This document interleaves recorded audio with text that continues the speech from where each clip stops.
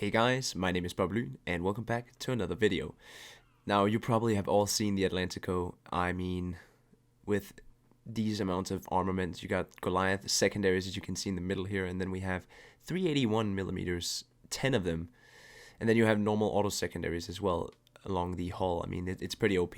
I'm not going to talk much about this ship. I'm just going to show you guys my setup. I ran with the secondary elite bonus, of course, and you have this camo from the Blitz Pass that is just arguably better in my opinion. So of course we ran with that. And for the build, my equipment, it's kind of unusual, guys. I went with auxiliary armaments for more secondary range. Now it also gives AA range. I don't care about that. Then I went with steering and prop mod for more speed.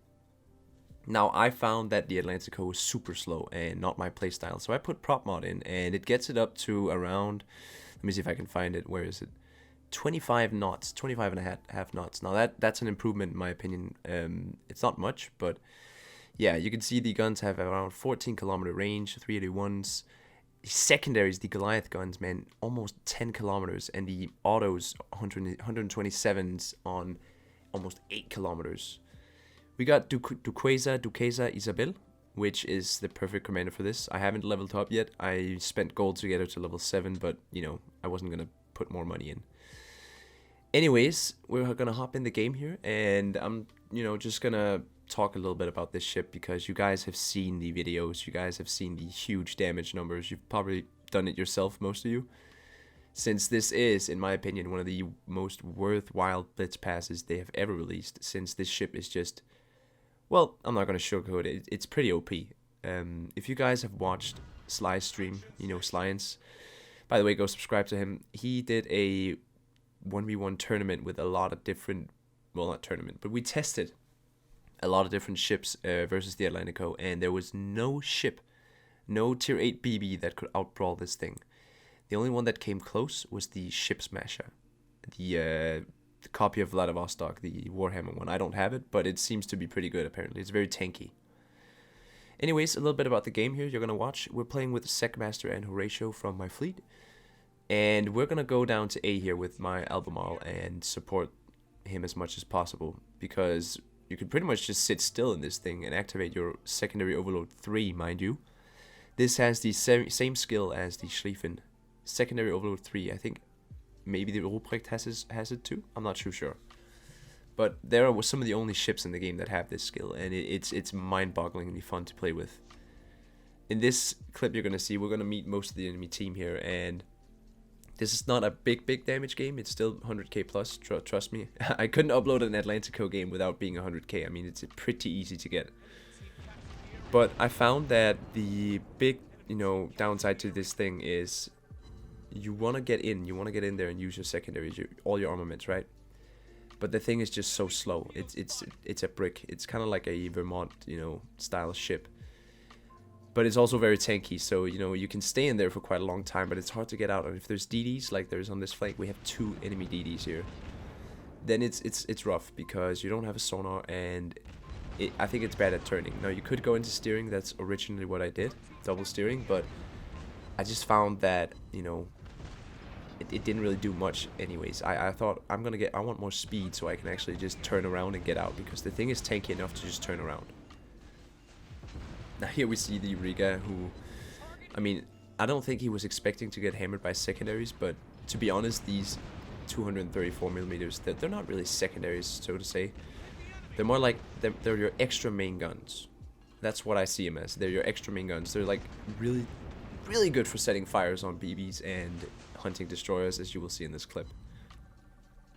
Now, what's my opinion on the Atlantico? Well, to be honest, it's really, it's a fun ship. But for me, the deal breaker was kind of just like the overall slow style of this ship. It is like a turret. If you like that kind of playstyle, this thing is perfect. But for me, it's, I prefer Odin, to be honest. That's more like my kind of ship. But the thing is, the Odin's rare nowadays. You don't see it being sold often, and if it is, it's probably in a crate with other ships. So if you want that brawling experience and you want the best one there is, well, the Atlantico is for you. And I know it's in a blitz pass, but to be honest, this is a really good ship. I don't know if it's gonna get nerfed. They don't typically show nerfs to premiums, But I'm guessing a couple of shadow nerfs, you know, and this thing will be a little bit more balanced, because even versus tier 9s, this thing is a beast. You see, we haven't lost much HP yet. Granted, we've been dodging most of the torpedoes, and, you know, but we're still almost full HP. We used one heal, and we're going to use the second one here. So, the Atlantico is the menace of tier 8 right now. I mean, you see them everywhere, and how do you counter this thing? Well, again, like I said, it's very unmaneuverable. It can't really turn that fast, so if you're a DD and rush this thing, I had that happen to me, and, you know, you don't like that. I had I think he was a Benson, who, I saw him come around the corner. I knew he was coming, but he still got all his torpedoes off, because, you know, it's not a sap ship. I still was firing 8 AP with my main guns, but he did a lot of damage, and I couldn't really move out. I didn't have the ability to dodge. I even went full, you know, bow onto him. The torpedo still struck me. I couldn't turn fast enough. Now I'm in a brawl versus an Atlantico who started on almost full HP, and, you know, I have the help of my teammates, but there's also a North Carolina shooting at us, and we're somehow still managing to stay alive. These guns, even the main guns, man, they're too accurate sometimes. I feel like this should be some of the most inaccurate main guns in the game for this to be kind of fair, but they are really not that inaccurate. They are really accurate, and that's one of the also good things about this ship, is you can play it like a main gun ship. Now, I opted not to spec into the main guns at all. I haven't tried any other builds, but I found that actually the extra secondary range is it's really good, especially for when people are trying to get away. And I just tend to use my overload as like a mix between a rapid reload and like a precise aiming. I know it sounds stupid, but your secondaries, man, they get faster reload and they get the extra range. So for finishing off targets, it's very good for that. So now there's only 2 DDs left, and we've conquered the left side of the map. We have 3 caps, and now I just have my friend Secmaster here. He's going to scout these DDs, and we're going to try to take them out. Now, we're still pretty low, and if I push out here, these DDs are for sure going to torp me, because, well, I'm a juicy target, and I'm huge. So here we see a conjunction of 2 main guns and all the secondaries, and you see they deal a lot of damage. It's Goliath guns at tier 8. It's very devastating. And the Fletcher pops out as well, but he's dipping behind this island, so we're probably not gonna get him. But, you know, this is a short video. It's not gonna be something insane, because I know every YouTuber has been making videos on it, and, you know, you guys probably already have it, like I said. So I mean, I at first I thought to myself, I'm not gonna get this ship, but purely because it's so OP that I needed to try it myself, and it's a secondary ship. You know, you kind of had to get it. When Wargaming keeps making these good deals, man, it's hard to not jump on. The whale mindset, guys. Cope. It's the copium. So this Fletcher here, I tried a cheeky shot with the main guns, and somehow, because Secmaster lined up, we actually got the kill, and my game crashed. So there's blue stacks for you guys.